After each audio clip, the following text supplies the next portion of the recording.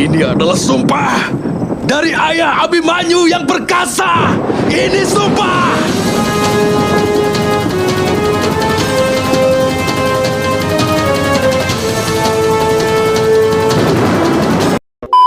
Mahabharata episode 239. Arjuna seolah tidak percaya dengan kematian putra tercintanya.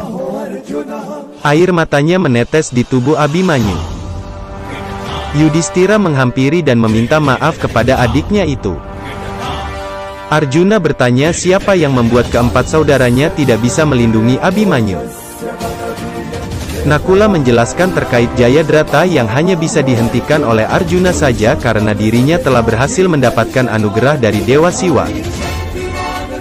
Arjuna perlahan-lahan mulai naik darah dan akan menghukum semuanya.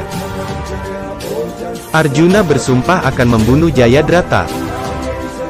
Ia langsung berlari mengambil kudanya membawa obor dan pergi ke arah perkemahan Kurawa. Arjuna yang sangat murka atas kematian putranya menjadikannya begitu perkasa. Para Kurawa langsung memberikan tanda agar semua ksatriyanya berkumpul. Mereka semua menyaksikan kedatangan Pangeran Arjuna.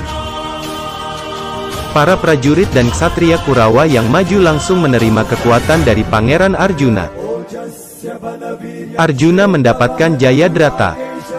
Ayah Abimanyu ini menyerang tanpa perlawanan dari Jayadrata. Guru Drona mencoba menenangkan muridnya itu. Bima bersama kedua adiknya datang menyusul dan membuat keonaran di perkemahan Kurawa. Ketika Arjuna terus memukuli Jayadrata, Guru Drona menyuruh Arjuna agar mendengarkannya dan menuruti permintaannya. Kemudian Yudhistira datang dan terus membujuk adiknya serta mengingatkan keberanian Abimanyu dalam mempertahankan kebenarannya. Pangeran Duryudana dan Raja Angga karena datang ke tempat kerusuhan ini. Arjuna mengatakan bahwa ia memaafkan Jayadrata saat ini, namun ia bersumpah bahwa akan menghabisi Jayadrata sebelum senja tiba atau jika ia tidak dapat membunuh Jayadrata maka Raja Sindhu yang akan membakar Arjuna. Para ksatria Kurawa berkumpul untuk membahas strategi esok hari dan mempersiapkan kematian Arjuna.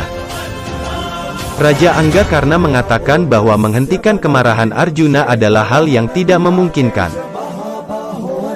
Raja Sangkuni mengisyaratkan bahwa ia memiliki rencana untuk menyembunyikan Jayadrata dari medan tempur agar Arjuna tidak bisa membunuhnya dan akan membakar dirinya sendiri.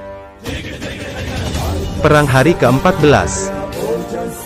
Arjuna bersama kereta kuda Basudewa Krishna terus menghancurkan ke lini pertahanan Kurawa. Kemarahan Arjuna benar-benar menjadi-jadi. Guru Drona meminta agar muridnya membatalkan sumpahnya karena ia tidak akan menemukan Jayadrata hari ini. Arjuna yang begitu marah menyerang gurunya dan segera meninggalkannya. Kali ini giliran Raja Angga karena yang mencoba menghentikan Arjuna. Sang pangeran menghancurkan kereta kuda Raja Angga karena Arjuna terus maju dan menghantam semua musuh yang menghalanginya mencapai sumpahnya. Arjuna dan Basudewa Krishna telah sampai di pusat formasi Kurawa. Duryudana memberikan sambutan bahwa ia telah mempersiapkan pembakaran mayat untuk Arjuna karena tidak bisa menghabisi adik ipar Kurawa. Duryudana tertawa puas dengan strategi yang dibuat oleh Sangkuni. Episode berlanjut ke 240. Matahari sudah hampir terbenam dan Arjuna belum menemukan adik ipar Kurawa. Pangeran Arjuna kebingungan dengan apa yang terjadi. Raja Sindhu sendiri masih di perkemahan Kurawa dan terus menunggu terbenamnya matahari.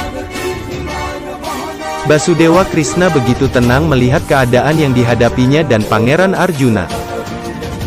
Pangeran Dursasana mengejek Basudewa Krishna bahwa ia titisan dewa namun tidak bisa melindungi Arjuna. Duryudana mentertawakan keputusan Arjuna sebelum perang yaitu memilih Basudewa daripada tentara Narayani. Basudewa memulai pertunjukan kedewaannya. Ia melirik ke arah matahari dan menggerakkan cakra sudarsana miliknya untuk menutupi matahari sehingga matahari seolah sudah terbenam. Duryudana dengan sangat bangga dan percaya diri mengatakan bahwa Arjuna telah kalah. Arjuna mengatakan bahwa Basudewa Krishna adalah yang maha kuasa. Pasti kegagalan Arjuna telah ia rencanakan. Arjuna menerimanya. Raja Sindu menerima kabar bahwa matahari telah terbenam. Ia mengajak bala tentaranya untuk menuju medan tempur dan membakar mayat Arjuna. Sangkuni heran dengan kecepatan perputaran matahari dan percaya bahwa ini adalah ulah Basudewa Krishna. Arjuna turun dari kereta dan berjalan menuju tumpukan kayu bakar dengan penuh keyakinan diri kepada Basudewa Krishna. Para ksatria Kurawa mentertawakan Arjuna. Duryudana memberikan sambutan selamat datang kepada keempat Pandawa yang lain. Jayadrata datang di hadapan Arjuna dengan membawa api di kayu. Ia mengingatkan Arjuna dengan sumpahnya. Namun tiba-tiba Raja Sangkuni datang dan menyesalkan kecerobohan Jayadrata. Sangkuni mengatakan bahwa cakra Sudarsana Basudewa Krishna telah menutupi matahari. Hal ini tentu mengagetkan semua ksatria yang ada termasuk Jayadrata yang akan menerima kematiannya. Basudewa menarik cakra Sudarsana miliknya. Arjuna segera menarik busurnya dan memenggal kepala Jayadrata dengan Pasupatastra hingga membuat kepala Raja Sindu terpental ke pangkuan ayahnya hingga terbakar. Jayadrata dan ayahnya sama-sama menerima kematiannya pada hari ini. Perang hari ini selesai dengan kemenangan berharga bagi para Pandawa. Raja Madra mengolok-olok Duryudana.